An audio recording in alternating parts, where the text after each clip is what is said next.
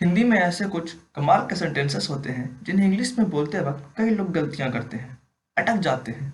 कुछ को तो समझ में नहीं आता कि क्या बोले और क्या ना बोले। आइए आज ऐसे ही कुछ कमाल के सेंटेंसेस को सीख कर अपनी इंग्लिश को मक्खन की तरह स्मूथ बनाते हैं। Let's make our English fluency break free. The Spark presents quarantine courses welcome your attention.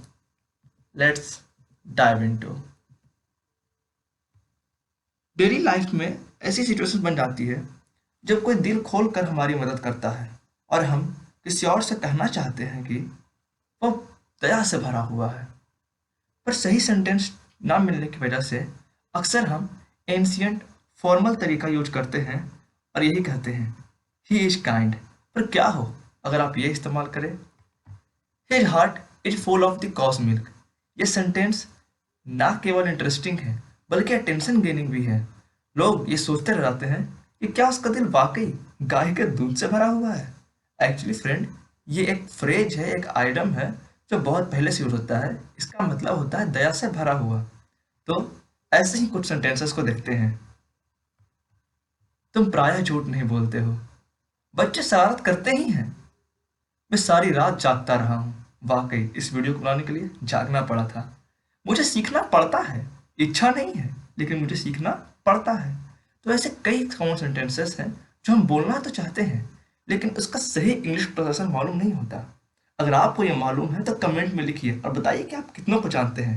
लेकिन अगर आपके दिल में थोड़ा सा भी डाउट है friend, then do one thing, take a screenshot of this, it will help you later. और मेरे साथ वीडियो में जुड़े रहें। मैं वादा करता हूँ इसके बाद सब बदल जाएगा। Let's bring it on. सबसे पहला यूज ऑफ जेनेटिव्स। यह काफी सिंपल है। जेनेटिव्स पोजेसिव नाउन्स को बोलते हैं। राम्स ब्रदर, जब एक नॉन दूसरे नॉन पे अपना पोजीशन दिखाता है। Mine, Sita's pen, any kind of thing. ये दो प्रकार के होते हैं, of genitives, apostrophe s genitives. इनका जनरल यूज तो सब जानते हैं लेकिन इनका कमाल का यूज ये है कि एपोस्ट्रोफी एस जेनेटिव का यूज आप किसी पॉइंट के लिए, किसी एज चीज के एज को दिखाने के लिए, नदी के बैंक के लिए, किसी चीज के इंड के लिए, किसी मेजरमेंट के लिए या किसी प्रोवर्ब को यूज करने के बाद आप एपोस्ट्रोफी एस का इस्तेमाल कर सकते हैं। आइए देखते हैं कैसे। यहाँ एक सेंटेंस है, आप शेरदिल हैं। अगर इसे जनरली ट्रांसलेट करें तो क्या कहेंगे? You have a heart of lion. ये थोड़ा लंबा और अनअट्रैक्टिव लगता है, बट व्हाट इफ आई से you have A Lions heart. ये बहुत स्मूथ और कूल साउंड करता है, जस्ट लाइक दिस। यह बक्सा हाथी जितना भारी है। This box is as heavy as an elephant, too long and not catching. But what if we say this box has an elephant's weight. इस बॉक्स के पास एक हाथी जितना भार है, has an elephant's wait.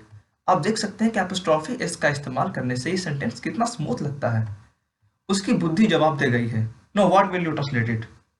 His wit has given him the answer. It's totally incorrect. इसका मतलब है कि उसकी बुद्धि खत्म हो गई है, अब वो अपने अकल से काम नहीं कर पा रहा है। तो कभी कभी कुछ ऐसे सेंटेंसेस होते हैं जिनमें हम उन्हें लिटरली ट्रांसलेट नहीं करते बल्कि उनकी मीनिंग को प्रिजर्व रखते हुए ट्रांसलेट करते हैं। लाइक एक प्रोवर्ब को यूज करते हुए, he is at his wit's end. वो अपनी बुद्धि के अंत पे है, यानी उसकी बुद्धि जवाब दे गई है, अब काम नहीं कर रही। यहाँ पर एक बात ध्यान रखिएगा कि ये ही एंड हिज ये एक दूसरे से रिलेटेड है। जैसे सब्जेक्ट चेंज होता है उसी के हिसाब से ये चेंज होता है। Just like she is at her wits end और one is at one's wits end. तो ही और हिज इन दोनों के बीच में एग्रीमेंट जरूरी है ना। एक आप ट्राई कीजिए, मेरी यात्रा का अंत रोचक है। ये यात्रा जो आप कर रहे हैं, ये जर्नी जो कर रहे हैं, इसका एंड बाकी कमाल का होने वाला है। आप इसे कैसे ट्रांसलेट करेंगे? कमेंट डाउन कीजिए, जल्दी। कर लिया? आइए देखते हैं। My journey's end is interesting. However, journey living नहीं है इसलिए एपोस्ट्रोफी का इस्तेमाल नहीं किया जाना चाहिए था। पर किसी चीज के पॉइंट या एंड को दिखाने के लिए हम एपोस्ट्रोफी एस का इस्तेमाल करते हैं, इसलिए यहाँ पर इसका इस्तेमाल करना सही भी होगा। और ये सेंटेंस को कितना स्मूथ बना देता है ये तो आप इसे प्रोनाउंस करके देख सकते हैं। My journey's end is interesting. बोलने में काफी आसान और सुनने वाले के लिए काफी मजेदार। नेक्स्ट स्लाइड की ओर बढ़ते हैं। Use of words. इंग्लिश में कुछ ऐसे वर्ड होते हैं जो हिंदी के कुछ खास वर्ड के लिए मीनिंग देते हैं। इन वर्ड्स की जानकारी होने पर आप कुछ खास सेंटेंसेस को बहुत आसानी से बड़ी इजीली इंटरप्रेट कर लेते हैं। जस्ट लाइक वह हमेशा खेलता है, तुम प्रायः नहीं आते हो, वह आम कभी नहीं खाता है। इनमें जो कुछ वर्ड्स हैं, हमेशा, प्रायः नहीं, कभी नहीं, अगर आप इनका सही इंग्लिश इन सेंटेंसेस को ट्रांसलेट करना काफी टिडी हो जाता है। ऑलवेज मीन्स हमेशा, ऑफन मीन्स हर कभी, जब कभी, लगातार, हमेशा कर सकते हैं सेंस में, लेकिन हर बार नहीं। ऑफन कभी कभी, हर बार एक रेगुलर हैबिट की तरह आते हैं। तुम यू ऑफन कम हियर, तुम जब न कभी यहाँ आ ही जाते हो। हार्डली या स्कैर्सली मीन्स कभी कभार, शायद ही कभी आते हो।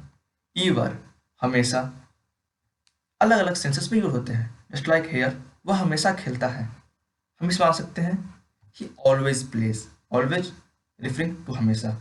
तुम प्रायः नहीं आते हो, मतलब शायद ही कभी आते हो। ऐसे rare to the rarest case में हम लोग सेल्डम का यूज करते हैं। इस सेल्डम के कम, सॉरी, इस सेल्डम कम। वह आम कभी नहीं खाता है, कभी नहीं खाता है मतलब कभी खाया ही नहीं।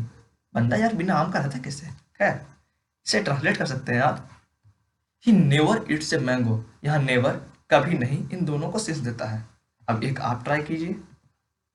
वह कभी भी सच नहीं बोलती है। वैसे लड़कियों की तो आदत है, बट वह कभी भी सच नहीं बोलती है, ये पार्टिकुलर गर्ल के लिए है। कमेंट डाउन कर लिया। ओके, देखते हैं। She never ever speak the truth. वो कभी भी सच नहीं बोलती है, कभी नहीं, कभी नहीं मतलब कभी नहीं, नेवर एवर, कभी भी नहीं। Hope you get it. हम नेक्स्ट स्लाइड की ओर बढ़ते हैं। इम्फैटिक सेंटेंसेस, कभी कभी हम जो कहते हैं उस पर स्ट्रेस डालना, उस पर फोर्स डालना बहुत जरूर रहता है। जैसे वह आता है, वह आता तो है। राजू स्कूल जाता है, नॉर्मल है। लेकिन जब किसी को बताना हो कि जाता ही तो है, तो राजू रोज स्कूल जाता तो है। पहुंचता है या नहीं पहुंचता वो तो राजू जाने, पर जाता तो है। वह नहीं ही गाती है, वह नहीं ही गाती है। ऐसे सेंटेंसेस को बनाने के लिए हम लोग डू, डज और इंडिड का प्रयोग करते हैं। जस्ट लाइक दिस, वह आता तो है, ही डज कम। टेंस में डज का इस्तेमाल डज नॉट या क्वेश्चन के लिए होता है, लेकिन यहाँ पर जो डज इस्तेमाल हुआ है वो इम्फैटिक के लिए हुआ। ये डज इस वर्ब पर प्रेशर डाल रहा है। ही डज कम, वो आता तो है। राजू रोज स्कूल जाता तो है। Raju does go to school, जाता तो है, ये स्ट्रेस देता है। Next, she does not sing. यह नहीं के कारण टेंस ने डज नॉट का इस्तेमाल पहले ही कर लिया है। ऐसे सेंटेंसेस में हम सेंटेंस के लास्ट में इंडीड लगा देते हैं। सी डज नॉट सिंग इंडीड, वह गाती ही नहीं है, मतलब नहीं ही गाती है, चाहे जो कर लो, गाएगी ही नहीं। पर मैं लिखता तो हूँ। चलिए आप इसे ट्रांसलेट करके दिखाइए, कमेंट डाउन बिलो, आपने क्या ट्रांसलेट किया। हो गया? आप इसे बना सकते थे आई डू राइट और आई राइट इंडीड। ये दोनों ही सेंटेंसेस इसके लिए करेक्ट हैं। Hope you get it. Next slide की ओर बढ़ते हैं। गोइंग सेंटेंसेस, ये मेरा दिया हुआ नाम है, गोइंग ऑन सेंटेंसेस, वैसा कुछ कैटेगराइज नहीं है। इन सेंटेंसेस में जो काम होता है वो लगातार चलता रहता है। Just like participle, continuing tense. पर कंटिन्यूइंग टेंस में हम इस्तेमाल करते हैं इज, एम, आर का। यहाँ इस्तेमाल करते हैं सब्जेक्ट के बाद गो, कीप, कंटिन्यू, ये वर्ब की तरह आते हैं। उसके बाद ऑन, जरूरत पड़ने पर गो ऑन, कीप ऑन, ये अपनी इच्छा से होता है। कंटिन्यू के साथ जनरली ऑन का इस्तेमाल नहीं होता। उसके बाद हम जिरंड, आईएनजी वर्ब का इस्तेमाल करते हैं, या फिर इन्फिनेटिव, टू इन्फिनेटिव का। क्या वह गाती नहीं रहती है? इसमें पूछ रहा है कि जब भी हम उससे मिलते हैं तो क्या वो गाती नहीं रहती है? आप इसे ट्रांसलेट कर सकते थे, डट सी नॉट गो ऑन सिंगिंग। जब भी मिलो तो वो गाती रहती है, गो ऑन सिंगिंग कंटिन्यूअसली। जब भी उसकी इच्छा होती है वो गाती रहती है। वह नहीं, वह हंसती रहती है। अब कोई कहता है कि नहीं, गाती तो नहीं है, हंसती रहती है। आप उसे कह सकते हैं सी कीप्स लाफिंग। आप इसे कह सकते थे सी कीप्स ऑन लाफिंग। ये दोनों ही करेक्ट होंगे। उसमें से किसी को शायद डाउट है, वो कह रहा है नहीं नहीं नहीं, वो बुदबुदाती रहती है।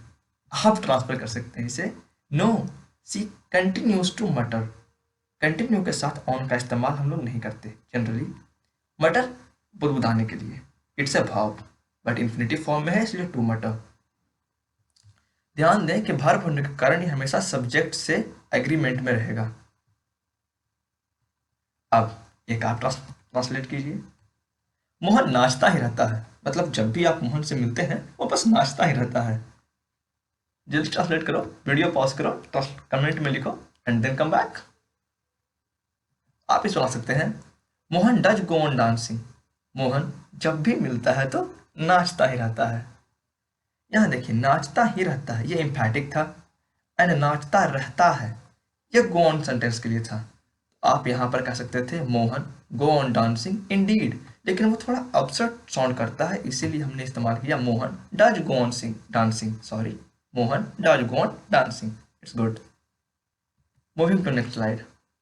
Use of how to. कभी कभी कोई हमारी काबिलियत पर शक कर लेता है, पूछता है तुम्हें ये काम आता है क्या। तब हमें उन्हें बताना होता है कि जिस चीज़ के बारे में कह रहे हो उसका स्टेप बाय स्टेप प्रोसेस हमें पता है। जब ऐसी चीज़ों को स्पेसिफाई करना हो, जब आप इसको बताना चाह रहे हैं कि आप जिस चीज़ के बारे में पूछ रहे हैं उसका एक एक स्टेप मुझे पता है, तो ऐसे में हम हाउ टू का इस्तेमाल करते हैं या तो जिरंट का इस्तेमाल करते हैं। लाइक मुझे गाना आता है। अभी हमने पीछे कहा था कि वो गाती ही नहीं है सर उसका रिप्लाई आया है, मुझे गाना आता है।